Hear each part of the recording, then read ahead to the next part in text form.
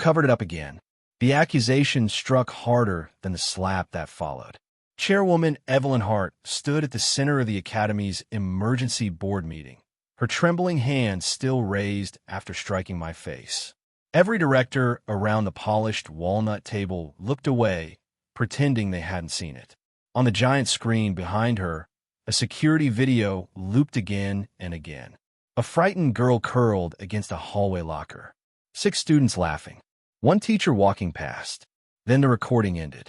The footage from Corridor C disappeared for exactly 11 minutes, Evelyn said through clenched teeth. Only the director of campus security has access to those servers. Every eye turned toward me. I didn't erase anything, I replied quietly. No. Vice Chairman Douglas Crane leaned forward with a smile that never reached his eyes. Then perhaps explain why every scandal somehow vanishes under your supervision. The room remained silent. No one defended me. Not after 8 years. 8 years of preventing lawsuits. 8 years of negotiating with angry parents before the media found them. 8 years of protecting the reputation of Blackwood Academy while everyone else enjoyed awards and promotions. Now, they needed someone to sacrifice. It was easier if that someone was me. Evelyn threw a resignation letter onto the table. Sign it. The paper slid across the polished surface until it stopped beneath my hand. I won't stop an investigation, I said. Good, because I'm done protecting this academy. The room froze. Douglas laughed. You're bluffing. No. I looked around the table one last time. Starting today, every decision is yours. For the first time since I joined Blackwood Academy, I stood up without asking permission, without explaining myself, without cleaning anyone else's mess. The silence behind me followed all the way to the door. Then Evelyn spoke. You'll regret this. I paused. No. I opened the door. You will. The hallway outside buzzed with whispers. Teachers stopped talking when they saw me. Students looked away. News reporters had already gathered outside the administration building. Someone had leaked the bullying case. Again, my phone vibrated. Unknown number. I ignored it. It rang again, then again. Finally, I answered. A calm, elderly voice spoke. Mr. Adrian Cole? Yes. Has Miss Lily arrived safely today? My footsteps slowed. She attended class. She cried. I closed my eyes. She did. A long silence followed. Did anyone stop it? No. Did you? No. Another silence. I understand. The line disconnected. There was no anger, no threats, only understanding. That somehow unsettled me more than rage ever could. I walked across the courtyard. Students gathered in small groups, pretending not to stare. Lily sat alone beneath an old maple tree. Her uniform was torn at one shoulder. One shoe was missing. She stared at the ground as if the world had become too heavy to lift her eyes. I approached slowly. She flinched before looking up. Oh, Director Cole, you should visit the infirmary. They'll laugh. They already have. She managed a weak smile. You're honest. I've stopped lying. She looked confused. You aren't going to tell me everything will be okay? No. Her smile faded. Because it won't. She nodded. That feels strangely comforting. A gust of wind scattered yellow leaves between us. She whispered. My guardian said people show their real faces only after they think they've won. I studied her expression. There is sadness, fear, but no self-pity. How long has he been your guardian? Since I was 6. Parents? Gone. She didn't elaborate. Neither did I. Instead, I handed her a clean handkerchief. You're bleeding. She wiped the corner of her lip. Thank you. Students across the courtyard raised phones toward her. Recording. Mocking. Posting. No teacher intervened. Not anymore. Perhaps they assumed I still would. I didn't. A history teacher hurried toward me. Director Cole. I turned. The chairman wants you back. I resigned. She hasn't approved it. I don't require permission. His expression stiffened. You're abandoning us? No. I've stopped carrying you. By evening, the Academy's internal forum exploded with anonymous posts. Videos. Rumors. Edited clips. Half-truths. The administration demanded every department contain the situation. For years, that responsibility would have landed on my desk. Tonight, no one knew where to begin. My apartment overlooked the city skyline. For the first time in years, the silence felt unfamiliar. Not peaceful, merely empty. Another knock came. When I opened the door, Professor Emma Reeves stood outside. Unlike everyone else, she looked exhausted rather than angry. You really resigned? Yes. You can't. I already did. She sighed. They're panicking. They should. You always fixed everything. I know. Emma lowered her voice. Do you know who Lily's guardian actually is? No. But something feels wrong. She hesitated. The students who attacked her. What about them? They're acting like nothing can touch them. I almost laughed. They believed that for years. Emma stepped closer. I checked the admissions records. And there aren't any. I frowned. What do you mean? No previous school. No medical history. No guardian identification. No financial documents. Nothing.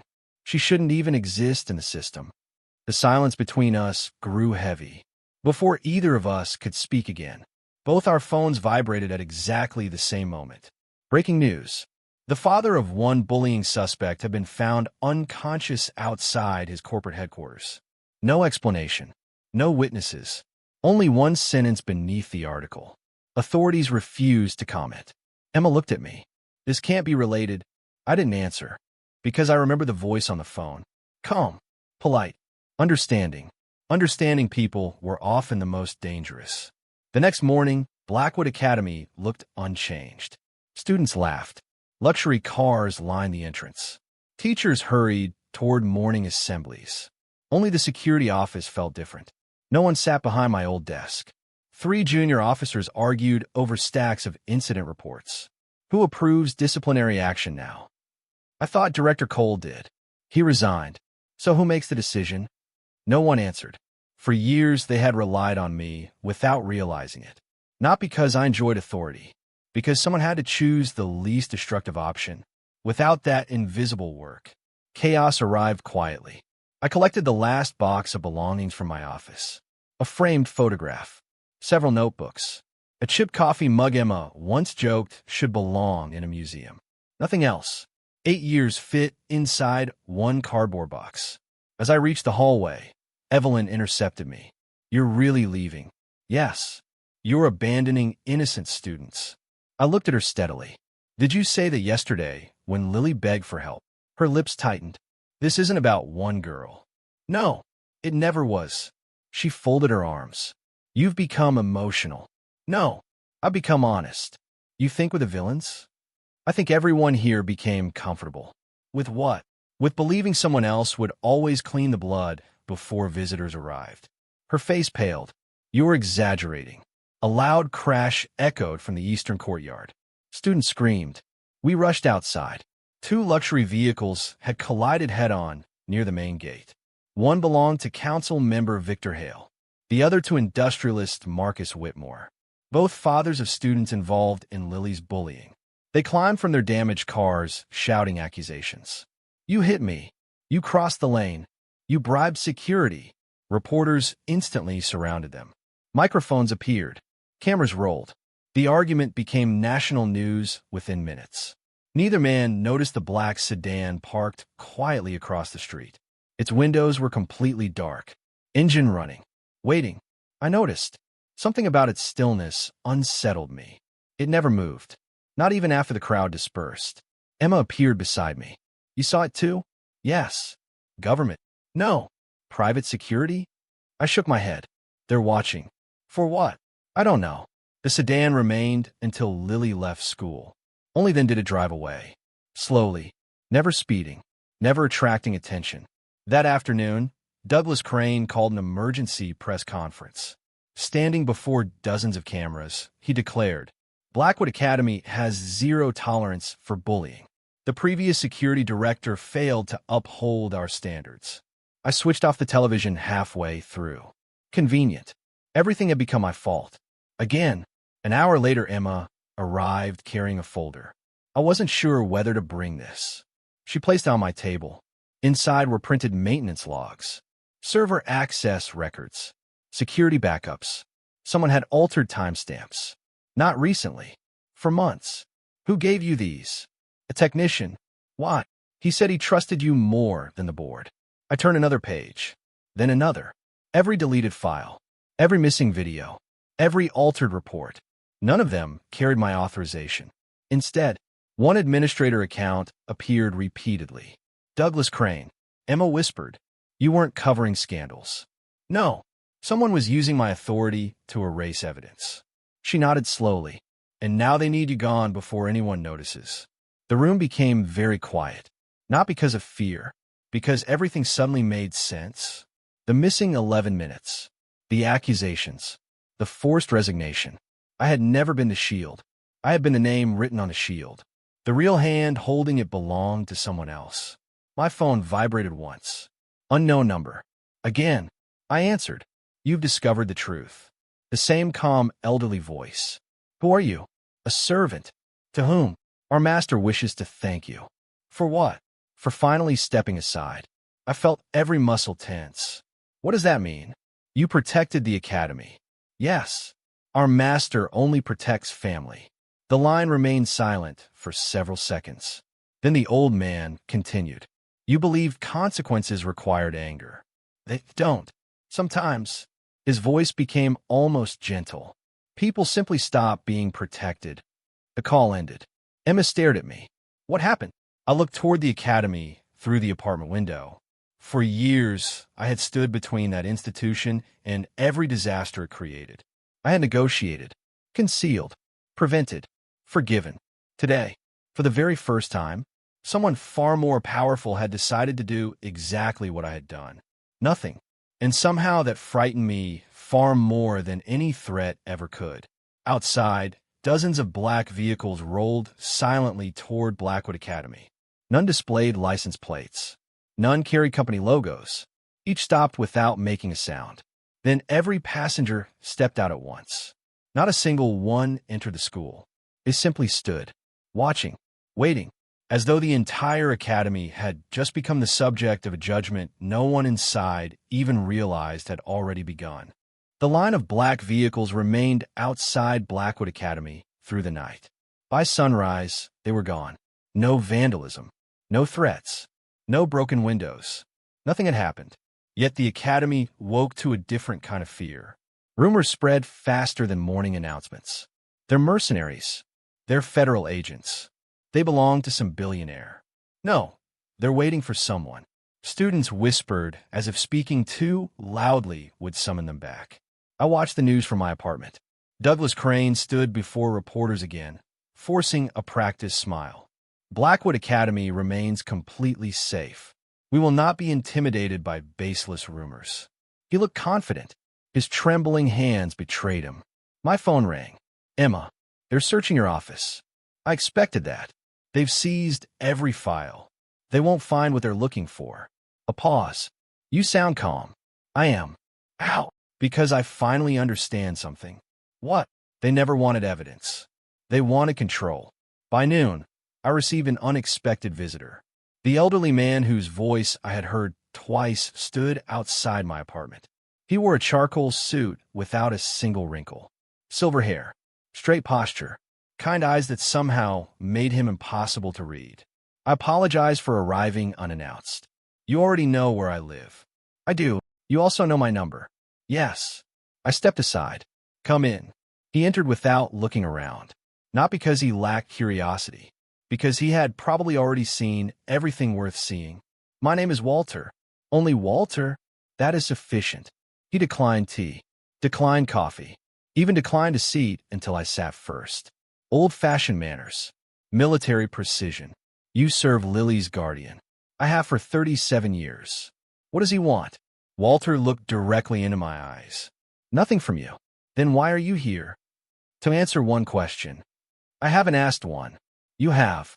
He smiled faintly. "Who is he?" Silence settled between us. "I cannot tell you his name." "I expected that. But I can tell you why he has not acted." That caught my attention. Walter folded his hands. "Our master believes power should never be used because someone is insulted." He waited. "Yes." He observed. He hoped the academy would protect the child. It didn't. He hoped the teachers would. They didn't. He hoped the administration would. They sacrificed her. And me. Walter nodded once. You were the final person. The final what? The final decent man inside Blackwood Academy. The words landed harder than praise should have. I failed her. You stopped lying.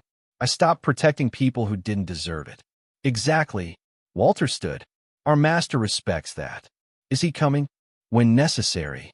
And if he does? Walter's expression became unreadable. Then nobody inside that institution will ever mistake reputation for justice again. He walked toward the door. I stopped him. One question. He waited. Is he really what people would call an underground king? Walter considered the wording. Our master owns legal businesses. And he also owns the loyalty of people the law has never managed to control. Before I could respond, he left. The academy announced an emergency disciplinary hearing. Every student involved in Lily's assault was summoned. Parents arrived in expensive vehicles. Lawyers filled the conference hall. Influence, money, connections, the usual shield. Emma texted me. You should see this. Against my better judgment, I went. No one welcomed me. Several teachers avoided eye contact. Others stared openly. Douglas noticed me immediately. I thought you were finished with this academy. I am. Then leave. I haven't entered.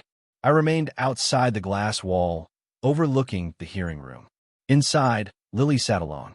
6 students occupied the opposite side. Behind them stood powerful parents.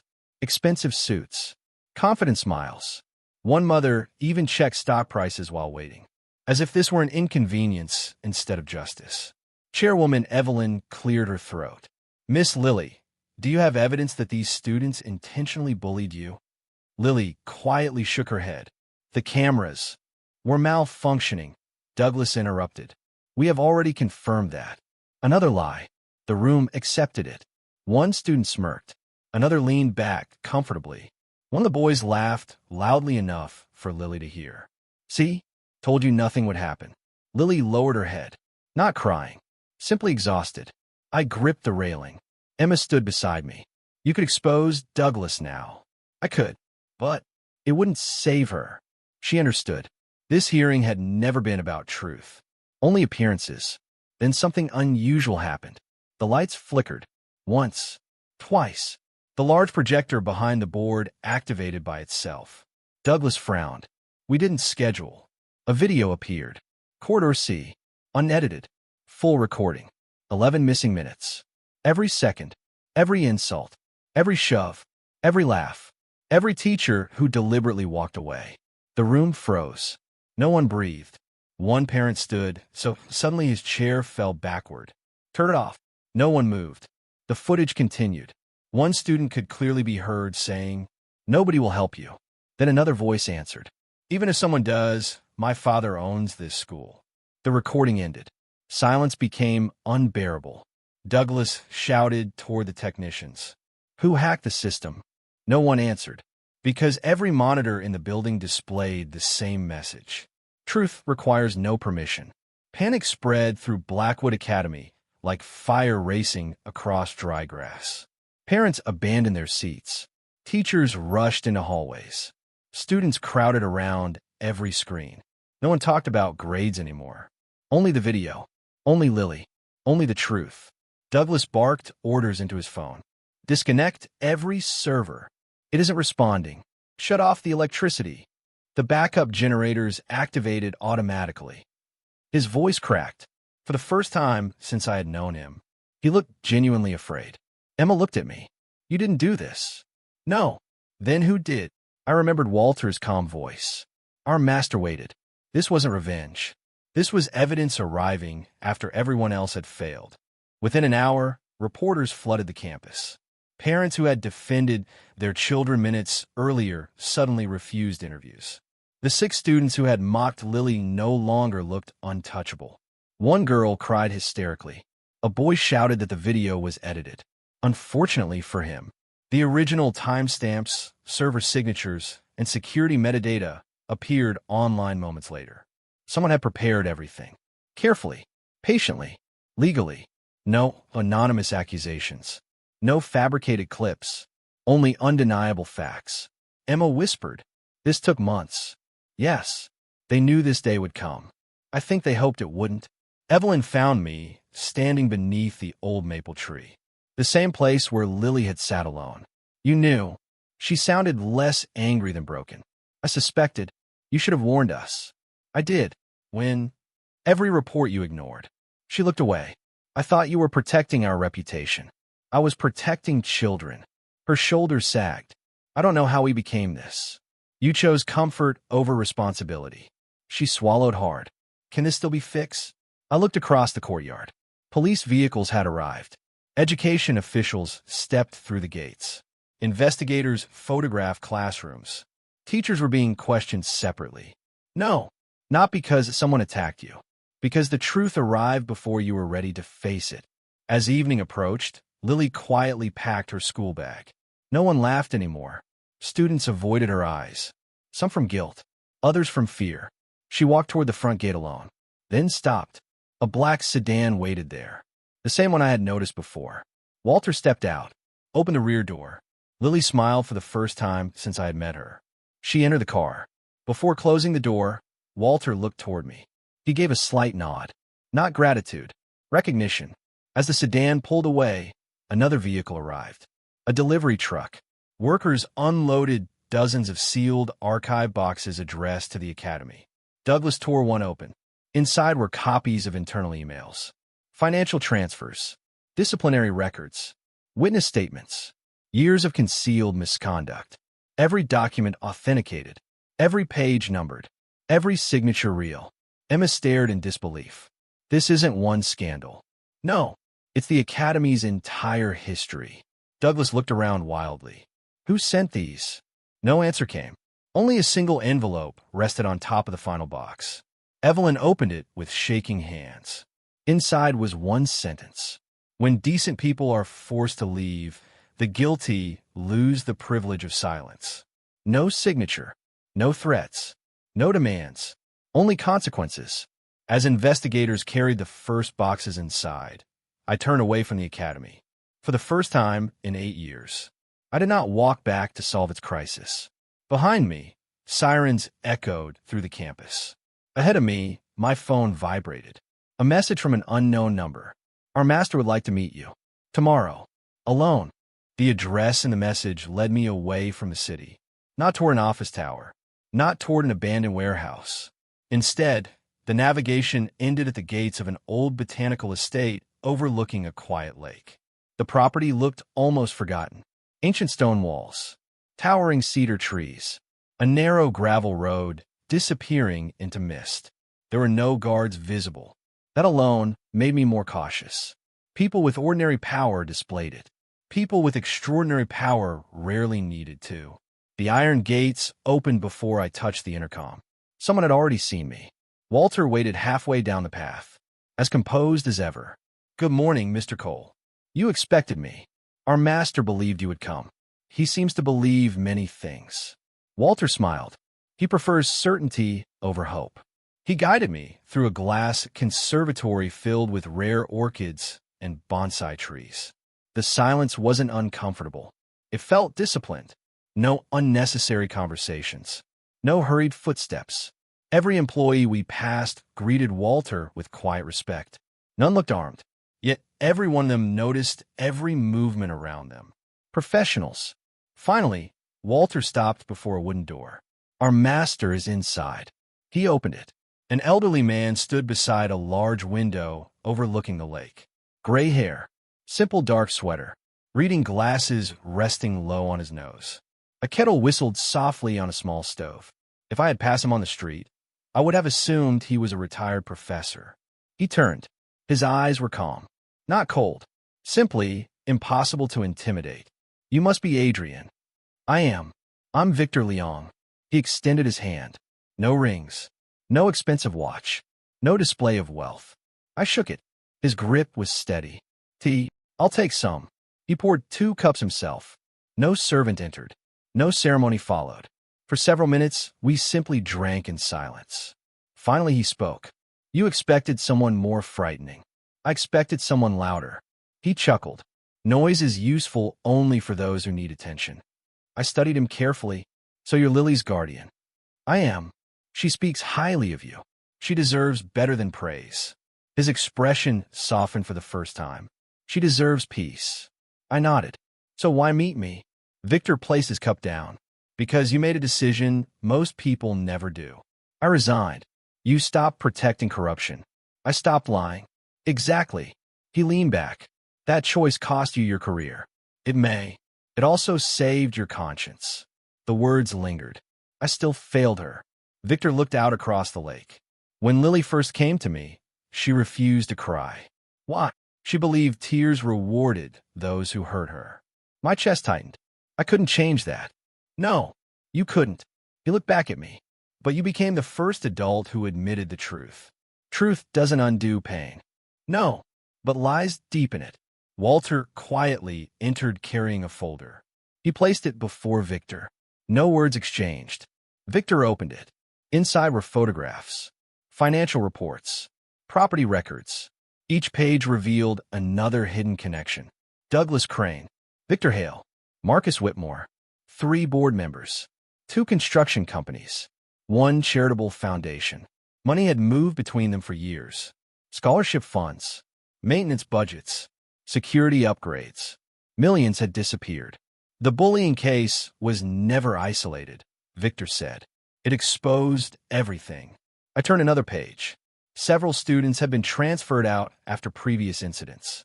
Complaints vanished. Witnesses withdrew. Parents accepted confidential settlements. The pattern repeated again and again.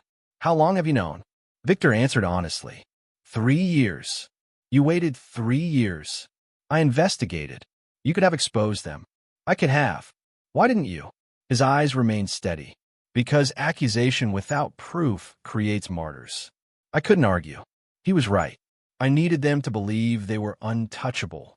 So they'd make mistakes. They always do. My phone buzzed. Emma. I answered immediately. Adrian. What happened? They've arrested the IT director.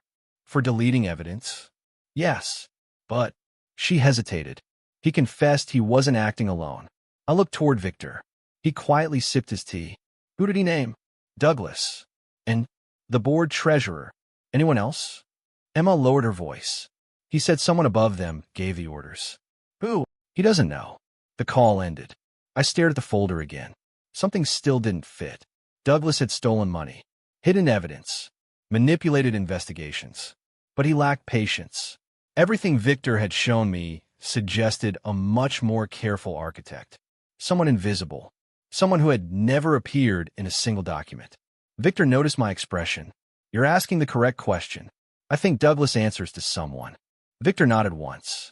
So do I. By the time I returned to the city, Blackwood Academy no longer resembled the institution I had served for 8 years. Police tape crossed the administration entrance.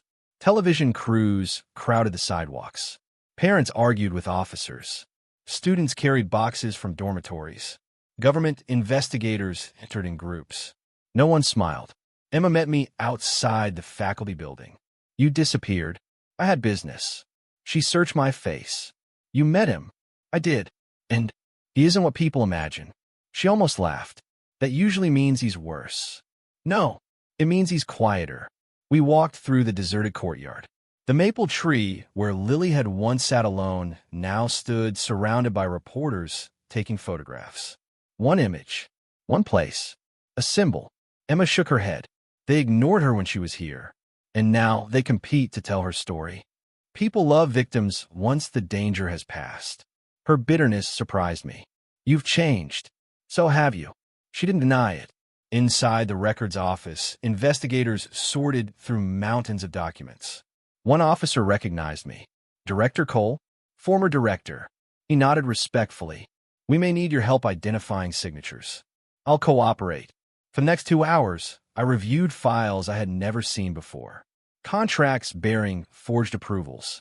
Maintenance invoices for buildings that had never been repaired. Scholarship lists containing students who didn't exist. Then I found something unexpected. A personnel file. Mine.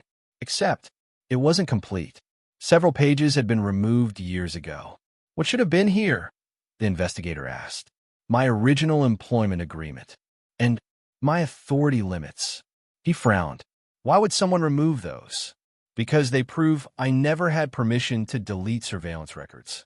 The investigator immediately sealed the file as evidence. Another piece of the puzzle shifted into place. Late that afternoon, Douglas Crane was escorted from the boardroom in handcuffs. Students gathered silently. Some recorded. Others simply watched. Gone was the confident executive who had controlled every meeting. His suit was wrinkled. His tie hung loose. He spotted me across the courtyard. "This is your fault." His voice echoed through the campus. "You set me up." I met his eyes. "No, I stopped saving you. You think you've won? I never entered a competition." He struggled against the officers. "You don't understand." I remained silent. He shouted one last sentence before being forced into the police vehicle. "There are people above me." The courtyard fell silent. Emma looked at me. He admitted it. Yes, but he wasn't trying to confess. He was trying to warn us. As the police convoy disappeared through the academy gates, my phone vibrated. A single message from Walter. "Our master requests your presence tonight. We have identified the final player." The screen went dark in my hand. Somewhere behind every lie, every missing file, every ruined child, someone was still untouched. Someone who had never expected the Academy's quiet guardian to stop protecting it. Someone who still believed the truth could be buried forever. Rain began before sunset. By the time I reached the botanical estate, the lake had disappeared beneath a curtain of gray. Walter met me beneath the stone archway, holding an umbrella. "Our master is waiting." His voice carried the same measured calm as always, but tonight there was something different in his eyes. Urgency. Inside the study, Victor Leong wasn't drinking tea. Instead, dozens of documents covered the large oak table. Maps, corporate ownership charts, photographs, bank transfers.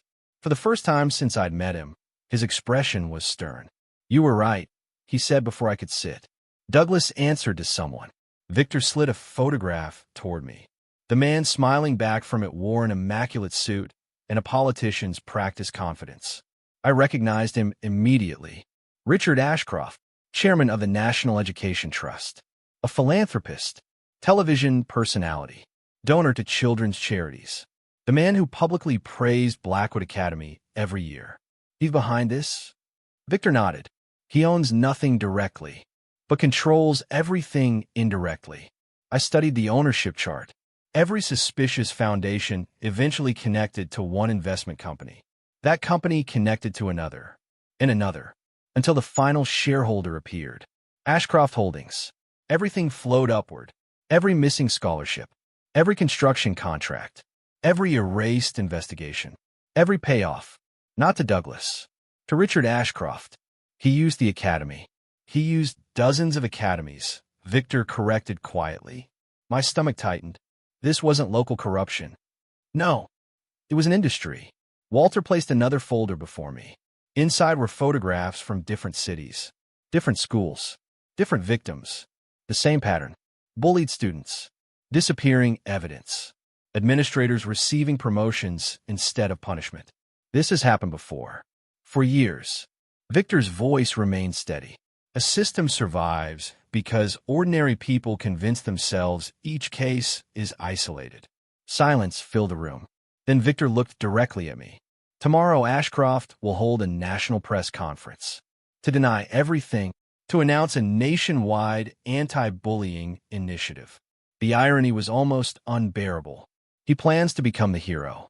Yes. And the evidence? Victor rested one hand on the thick stack of files. Complete. Enough. Enough to destroy every lie. I looked at him. "If you already have everything, why involve me?" His answer came without hesitation. "Because truth deserves a witness." The following morning, the Grand Meridian Convention Center overflowed with reporters. Television crews from every major network filled the hall. Richard Ashcroft stood confidently behind the podium. He looked flawless. Perfect smile, perfect posture, perfect sympathy. "My heart breaks," he began, "for every child who has suffered because adults failed them." Applause. Polite. Predictable. He continued, "We must rebuild trust, strengthen accountability, Protect our future. Each sentence drew more cameras, more admiration, more applause. Watching from the back of the room, I felt strangely detached. For years, I would have believed him. Then the ballroom doors opened. Walter entered first. Behind him walked Victor Leong. No security guard stopped them. No one recognized Victor. That lasted exactly 12 seconds. Richard's smile vanished. Only for an instant. But I saw it. Recognition. Fear. Victor continued, walking calmly, until he reached the front row. He didn't interrupt. Didn't raise his voice. He simply sat down. Richard resumed speaking. Yet his rhythm was broken. His prepared confidence had disappeared. Sweat formed near his collar.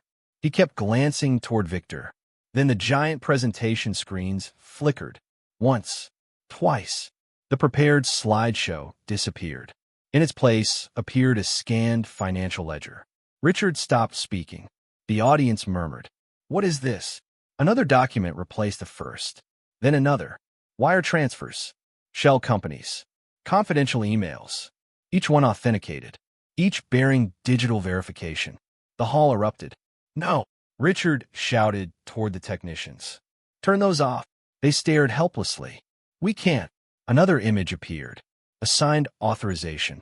Richard Ashcroft's signature. Approving the destruction of student disciplinary records. Gasps rippled across the room. Journalists surged forward.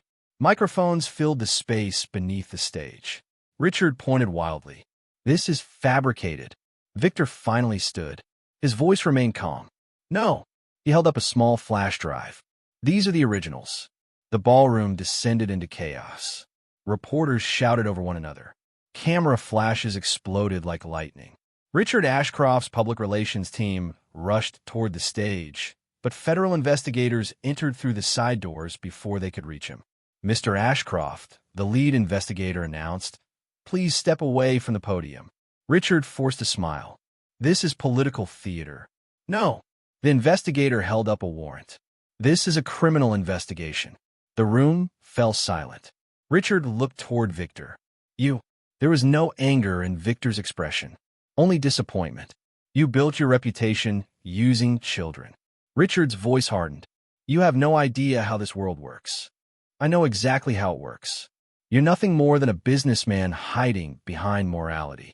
Victor answered softly. I never claimed to be moral. The honesty unsettled everyone within earshot. I simply keep my promises. Richard laughed bitterly.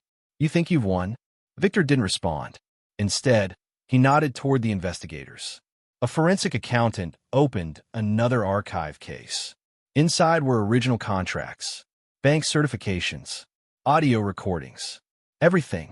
Years of deception reduced to evidence. Nothing dramatic. Nothing theatrical. Just facts. One by one, reporters read the documents. Questions changed. From admiration to accusation. Did you authorize these transfers? Why were scholarship funds redirected? How many complaints were buried? Did you order evidence destroyed? Richard's answers grew shorter, then stopped entirely. At that moment, another familiar face entered the ballroom. Chairwoman Evelyn Hart. She looked exhausted. No designer suit. No confident posture. Only a woman carrying a sealed envelope. She walked directly toward the investigators. I wish to make a statement. The microphones turned.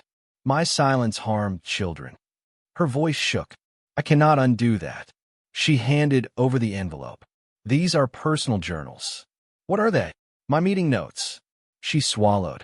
I documented every time Mr. Ashcroft pressured the board to suppress investigations. Richard's face lost all color. You fool. Evelyn met his eyes. No, I was. She stepped away from him. For far too long. Outside the convention center, thousands watched the news unfold live. Blackwood Academy announced the complete dissolution of its governing board. Government oversight replaced private control. Emergency counseling programs were approved for former students. Compensation funds were established. None of it erased the past. But for the first time, the future looked different. Emma called me. It's over. I watched investigators escort Richard Ashcroft toward a waiting vehicle. No, it has finally begun. As the crowd dispersed, Victor approached me. You've been offered your position back. I know. Will you accept? I looked across the city skyline. For years, I had mistaken endurance for responsibility. Not anymore. I'll never return to Blackwood Academy. Victor nodded. I expected that. I'll help children, but not by protecting institutions. A faint smile crossed his face. Then you've already learned the lesson this entire city refused to. Walter quietly joined us. The vehicles are ready. Victor looked toward the evening sky. The guilty have collapsed. Yes, I answered. And this time, no one is standing beneath them to soften the fall. 3 months passed. For the first time in nearly a decade, my mornings belonged to no institution. No emergency calls. No crisis meetings. No carefully crafted statements to protect reputations. The silence felt unfamiliar at first. It became healing. One autumn morning, Emma arrived carrying 2 paper cups of coffee and a thick envelope. You've been avoiding your mailbox. I've been enjoying the peace. She smiled. I figured. She handed me the envelope. It carried the seal of the Ministry of Education. I already know what it says. You do. They're offering me another security director position. She blinked. You didn't even open it. They've called 3 times. And I declined 3 times. Emma laughed quietly. The old Adrian would have accepted before they finished asking. The old Adrian believed broken systems could be fixed from inside. And the new Adrian? I believe children deserve systems that don't need heroes. She looked at me for a long moment. I like the new one. Instead of returning to another academy, I rented the 2nd floor of an old library overlooking Riverside Park. The building needed repairs. The walls needed paint. The roof leaked whenever it rained. But every window overlooked children playing freely. That felt like the right place to begin. A simple sign appeared outside. Student Protection and Family Advocacy Center. No corporate sponsors. No expensive logo. No grand opening ceremony. Only one promise beneath the name. Every child will be heard. Emma volunteered on weekends. Former teachers who had resigned from corrupt schools joined us quietly. Retired counselors offered free sessions. Law students helped parents understand their rights. No one became wealthy. No one expected to. Word spread anyway. Not because of advertising, because families told other families. Within weeks, our waiting room stayed full. One rainy afternoon, a nervous father entered carrying the hand of his 12-year-old son. The boy refused to speak. His sleeves covered fresh bruises. The father lowered his head. I don't know what to do anymore. I invited them inside. For 2 hours, no legal advice was given. No dramatic speeches. We simply listened. When the meeting ended, the boy looked at me. Will you make them disappear? The question lingered in the room. I remembered Lily. Her torn uniform. Her missing shoe. The hopelessness in her eyes. I knelt until we were at eye level. No. The boy looked disappointed. I'll make sure no one ignores you. Slowly, he nodded. Sometimes justice didn't begin with punishment. Sometimes it began with someone finally believing you. That evening, Walter visited unexpectedly. He looked around the modest office. No marble floors. No luxury furniture. No armed guards. I wasn't trying to impress anyone. I know. He smiled. Our master wishes to donate this building. I can't accept charity. It isn't charity. He handed me several documents. The property has already been transferred. What? Walter's expression remained perfectly calm. Our master anticipated your refusal. I sighed. He planned around it. As always. I looked through the paperwork. No conditions. No ownership clauses. No publicity. The donation remained anonymous. Only one handwritten note rested inside. Build something that never needs someone like me. I read the sentence twice. Victor wasn't asking for gratitude. He was asking for a future where men like him became unnecessary. For the first time, I understood his greatest wish had never been power. It had been irrelevance. Winter arrived early. Snow settled across the park outside our office, softening the city's constant noise. The advocacy center had grown beyond anything I imagined. Former students volunteered after classes. Retired judges held monthly consultations. Psychologists donated their evenings. People from different backgrounds arrived with one shared belief. Children should never stand alone. One afternoon, Emma placed a newspaper on my desk. The headline read, "Former Blackwood students launch National Peer Support Network." I smiled. They did it. They didn't wait for adults. No, they became the adults they once needed. Emma sat across from me. "Do you ever miss it? The academy?" She nodded. I thought carefully before answering. "I miss who I hoped it could become, but not what it was." She seemed satisfied with that. Near sunset, the office door opened again. Lily stepped inside. She looked different.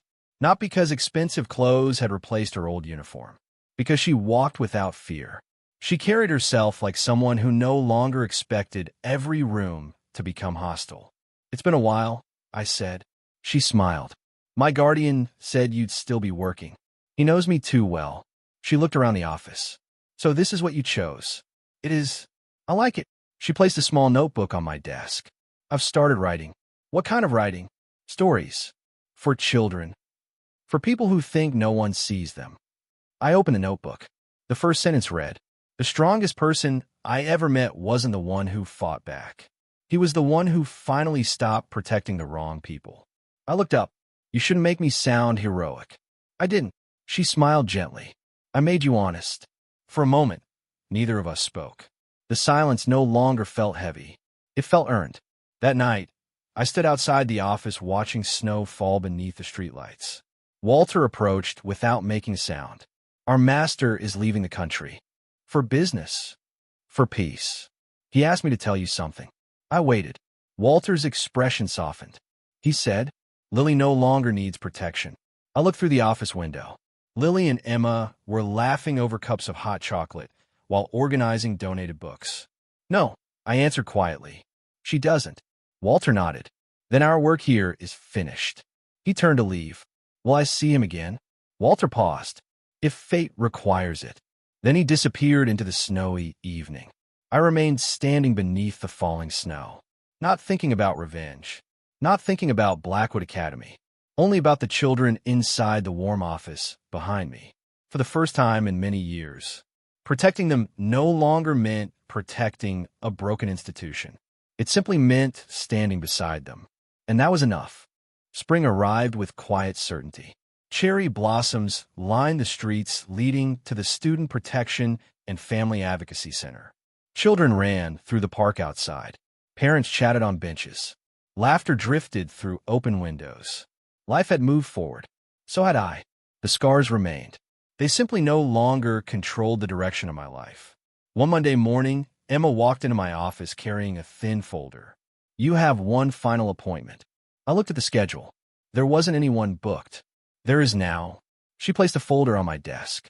I opened it. There was only a single page. "Richard Ashcroft has requested to see Adrian Cole." I stared at the words for several seconds. "He requested me?" Emma nodded. "His lawyer contacted us yesterday." I thought sentencing was next week. "It is. He says he wants to apologize." I closed the folder. "No." Emma watched me carefully. "You don't want to hear him?" "I've already heard enough." "He insists." I spent 8 years listening to people explain why children should suffer for the sake of reputations. I stood and walked toward the window. "I'm done listening." Emma smiled faintly. "You've changed." "I hope so." 3 days later, I changed my mind. Not because Richard deserved another chance. Because I deserve an ending. The detention facility stood outside the city, surrounded by concrete walls and steel fencing. No reporters waited outside. The cameras had moved on months ago. Inside, a correctional officer escorted me to a quiet interview room. Richard Ashcroft entered wearing a plain prison uniform. Gone were the tailored suits. Gone was the polished smile. Age had finally caught him. He sat across from me. For several moments, neither of us spoke. Finally, he broke the silence. "You look well." "I sleep better." "I imagine you do." He folded his hands. "I wanted to understand something." I said nothing. "Why didn't you destroy me sooner?" The question surprised me. "I couldn't." "You had suspicions." "Not proof." "You could have accused me." "I don't destroy people with guesses." Richard lowered his eyes. "I underestimated you." "No." "You underestimated consequences." A bitter laugh escaped him. "I spent 30 years believing influence could erase mistakes. And it only delayed them." He looked older with every sentence. I used to think power meant controlling outcomes. What do you think now? He looked toward the small barred window. It means living with what you've done after no one can protect you anymore. His voice cracked for the first time. I never expected silence to be so loud. I stood. I didn't come here for revenge. I know. I came because I wanted to see whether you finally understood. Do I? You tell me. Richard closed his eyes. When those children cried, I heard numbers. When parents complained, I saw obstacles. When decent people resigned, I felt relieved. A tear rolled slowly down his cheek. I stopped seeing people. There was nothing left to say. I walked toward the door. Adrian. I paused. I'm sorry. I didn't turn around. I believe you. Silence filled the room. But believing you doesn't change what happened. Then I left. Not because forgiveness was impossible. Because some chapters ended only after the final page had been read. Outside the prison gates, the wind carried the scent of blooming trees. My phone buzzed. A message from Walter. The lake is beautiful today. No request. No explanation. Only a sentence. I smiled. Some friendships didn't require constant conversation. The lake shimmered beneath the afternoon sun. Victor Leong sat on the same wooden bench where we had first shared tea months earlier. He was feeding fish with small pieces of bread. Nothing about him suggested the stories whispered across the country. He looked like a grandfather enjoying retirement. Perhaps that was the greatest disguise of all. You met him. I did. Victor nodded. And he finally told the truth. Victor scattered another piece of bread into the water. Sometimes prison is the first quiet place people have ever truly listened to themselves. I sat beside him. For a long time, I thought justice meant defeating someone. And now, I think justice begins when innocent people no longer pay the price for guilty ones. Victor smiled. A difficult lesson. It cost many people too much. It usually does. We watched the ripples spread across the lake. Neither of us hurried to speak. Finally, I asked the question that had lingered since the day we met. People call you dangerous. They do. Are they wrong? Victor considered the question. I've done things I cannot speak about. I suspected. I protected people. I know. I've also frightened many. He looked toward the horizon. The world is rarely divided into saints and monsters. No, it is divided into those who accept responsibility and those who sell it to someone else. I finished the sentence. He smiled. Exactly. Several weeks later, the Advocacy Center celebrated its first anniversary. No celebrities attended. No politicians gave speeches. The guests were ordinary families, former students, teachers who had chosen integrity over convenience. Children filled the walls with drawings instead of expensive decorations. One picture caught my attention. It showed a large tree sheltering dozens of smaller ones beneath its branches. At the bottom, written in uneven handwriting, were the words, "Real strength makes others feel safe." I stood there longer than I expected. Emma walked beside me. Beautiful, isn't it? It is. They wanted you to give a speech. I don't think I need one. Why? I looked around the room. A father helping another parent complete paperwork. A volunteer reading to children in the corner. Lily laughing while organizing donated books. Former students mentoring younger ones. The room itself had become the speech. As evening settled over the city, I locked the office door. The streetlights flickered on. Children's laughter echoed faintly from the nearby park. My phone vibrated one last time. A photograph. No text, just an image. Victor and Walter stood beside the lake, preparing a small fishing boat. Both were smiling. I slipped the phone back into my pocket without replying. Some people entered your life like storms. Others left like the tide. Neither needed dramatic farewells. I took one last look at the sign above the entrance. Every child will be heard. Years ago, I believed protecting an academy meant protecting its reputation. I was wrong. Institutions were built from choices. When enough people chose silence, even the finest buildings became hollow. When enough people chose courage, even a small office above an old library could change lives. I turned off the lights. The building behind me disappeared into the quiet night. Ahead of me, the city continued to breathe. Not perfect, never perfect, but filled with people who now understood one simple truth. The day I stopped protecting the Academy finally faced the consequences of everything it had tried to hide. And in walking away from what was broken, I found a life that had been waiting for me all along.